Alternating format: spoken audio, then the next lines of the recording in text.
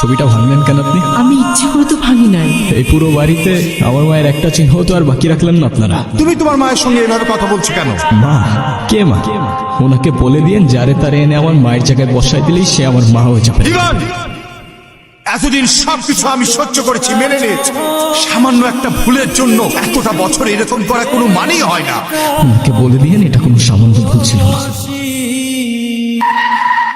আমি হব বলে এখনই তো অ্যাক্সিডেন্ট হয়ে যেত, তারপর দোষটা হইতো আমার। আরে আজও এখনো দাঁড়ায় আছেন কেন? সরেন। সরি। এভাবে একা রাস্তায় দাঁড়িয়ে আছেন কেন? কোনো সমস্যা? আপনি কোন দিকে যাচ্ছেন? আপনি কোথায় যাচ্ছেন? রূপগঞ্জে। আপনি চাইলে আমি আপনাকে ড্রপ করে দিতে পারি। কোনো ঝামেলা নাই তো? না মানে দেখা গেল আপনি আপনার মতো পালাই গেলেন ঠিকই, কিন্তু ফেসে গেলাম আমি। আপনার যদি এরকম মনে হয় আপনি আমাকে নামিয়ে দিতে পারেন। ফাঁকা রাস্তা, একা একটা মেয়ে মানুষ, তার উপরে আবার বিয়ের সাজি, রিস্ক তো আছে বস। আপনাকে ধন্যবাদ বলে ছোট করব। আপনি সত্যি আমার অনেক বড় উপকার করলেন। আচ্ছা আপনি এখান থেকে তাহলে কোথায় যাবেন? আমার একটা ফ্রেন্ড আসবে, আপনি তাহলে যান। হ্যাঁ, আপনারা আমি কয় তারিখ দেখছি বুঝছেন? যাবেন নিজের বাড়ি, সঙ্গে যাবে কে? পাশে আসবে নতুন বউ, ঘন্টা পড়েছে। চলেন, আমার মা দেখলে আপনারা মেলা খুশি হবে। সমস্যা কি তোর? ওরা ডিস্টার্ব করতেছিস কেন? কেরে কেরে তুই আমার কলার ধরছিস কেরে? এইটা আপনার ফ্রেন্ড, ওর জন্য আসছিলেন? না, উনি আমাকে অনেকক্ষণ ধরে বিরক্ত করতেছে। এই বউ, এটা কে? এই, কি লাগে ও তোর? আপা আপা, উনি আমার আপা হয়। হ্যাঁ, মেয়ে দেখলে মাথা ঠিক থাকে না, না? যা তুই যা, ফোট। আপনার ফ্রেন্ড আছে নাই? আপনি ওকে ফলো করতেছেন আমাকে? সরি, আসলে আমার একদমই খেয়াল ছিল না। একটা কল করা যাবে? আমি তো রূপগঞ্জে, তুমি কোথায়?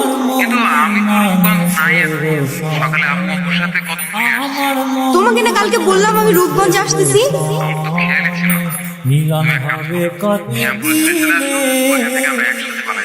ও মিলন হবে কি হয়েছে? কোনো সমস্যা? না মানে আপনি কি আমাকে একটু শ্যামপুর স্টেশনে পৌঁছে দিতে পারবেন? শোনে আমার মনে। আচ্ছা আপনার বয়ফ্রেন্ড কই? ও আসে নাই? আচ্ছা আপনার ফোনটা একটু দেন। আমি স্টেশনে এসে দাঁড়ায় আছি, তুমি কই? প্রবলেম মানে? আসলে দেখো, বাসায় সব জানাইছি, আমি বলতেছে যে মেয়ের বাপ মায়ের পরিচয়টাই নাই, সে মেয়ের আমি ঘরে ঢুকতে পারবো না। আচ্ছা আমার সাথে বারবার কেন এমন ভাবে বলতে পারেন? আচ্ছা কি হয়েছে বলেন তো? সে যেহেতু আসে নাই, আপনি বাসায় ফিরে যান। থাকে না না, লজ্জা, আমি আর ওই বাসায় ফিরতে পারতে না, আর কখনো ফিরতে চাইও না। ফিরতে চান না মানে? ঠিক বুঝতে পারলাম না। হয় মা বাবা হারানোর পর আমি আমার মামা বাড়িতেই বড় হই। মা বাবার ভালোবাসাটা কি সেটা আমি কখনোই বুঝি উঠিনি। আমি ভাবতাম মামা মামির মধ্যেই হয়তো আমি আমার বাবা মার ভালোবাসাটা খুঁজে পাবো, কিন্তু আফসোস করে সে জানে কিরে ওই প্রেম এত দেরি হলো যে? জানে জায়গা যাও, বেতন দিছে না? মানুষের শোনে মামা দিছে। আমার মনে তো খারাপ আছিস কে? টাকাটা দে। মিলন হবে কত এই 500 টাকা তো বেঁচে রাখ। আর তোর মামি আসলি কোষ? আমি হাটে গেছি। হ্যাঁ, হবে কত দিনে মামার একটা বদ অভ্যাস, আমার মামা আসক্ত। 3 বেলা না খেয়ে থাকলেও তার ছাড়া এক মুহূর্ত চলত না। আর তার সঙ্গী ছিল জাহাঙ্গীর। আমার মনের মানুষের জাহাঙ্গীর নিজের স্বার্থ উদ্ধারের জন্য সবকিছু করতে পারত। মনের মানুষের এইগুলো ওরে পড়ায় নিয়ে আসো। আজকে জাহাঙ্গীরের লগে ওর বিয়া দিবি। কি কর মাইয়াটার তো কিছুই কর না। কেন ওরে কল লাগবো কেন? বেশি কথা বাড়ায় না তো। যাও, ওরে রেডি করে নিয়ে আসো, যাও।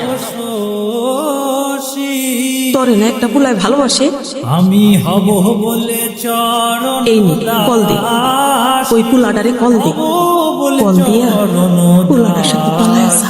তোর জীবনটা নষ্ট করিস না। ফাল্গুনে ও নাকি আমাকে অনেক ভালোবাসে, কপাল আমার জন্য সবকিছু করতে পারবে।